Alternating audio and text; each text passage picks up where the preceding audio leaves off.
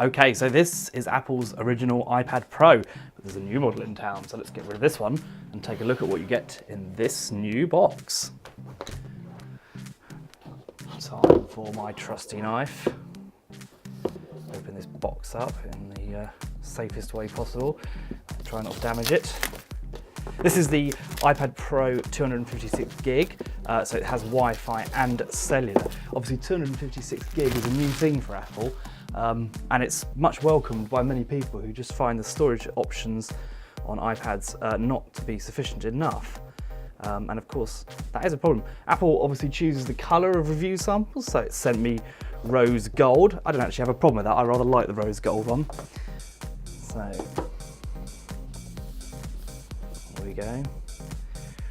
Protective covering, obviously, as you'd expect. And this wonderful removal process. I think this is worth noting, the new antenna here. I think that will be something that we'll see on the new iPhone as well, worth bearing that in mind.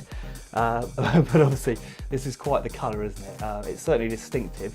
Apple obviously provides cases for review samples to keep them nice and safe as well. So I've got some of those, I'll show you them in a minute. Right, as usual, sturdy British plug. This goes onto there like that. Obviously that's adaptable for a world audience and makes it nice and simple to use anywhere. The usual pack, the charging cable. These are a little bit longer. This one I don't think is quite as long as the one that came with the bigger Pro, but I'd need to check that for sure, but the larger cable is quite useful. And then that's pretty much it. There's nothing else in there. Okay, so there's a couple of different cases you can get. This is the simple smart cover. Obviously we're quite familiar with these. These have been around for a long time now. Let's just pop this out. I always manage to get these wrong when I'm opening them for some reason. See how that goes on the iPad. As you might expect, a magnetic cover like so. Keeps the front safe, but obviously doesn't do very much to protect the back. So, with that in mind, Apple also provides the silicone case. Now obviously these are all extra, they all cost money. I think the silicone case, certainly for the bigger model, was about 60 bucks. How much it is for the smaller one, I'd have to check. Let's have a look here. And this relatively easily fits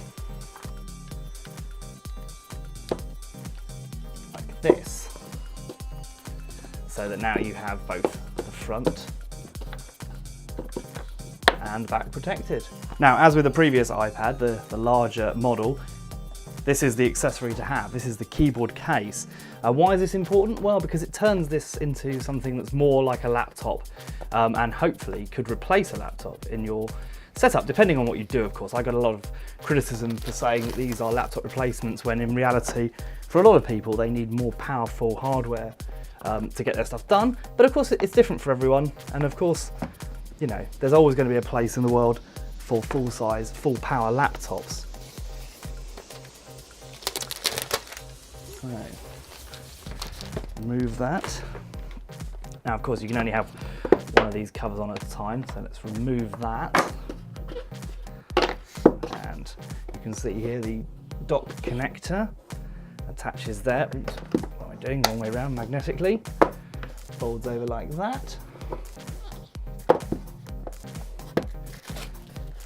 And much the same as the larger model, that's it in full laptop mode.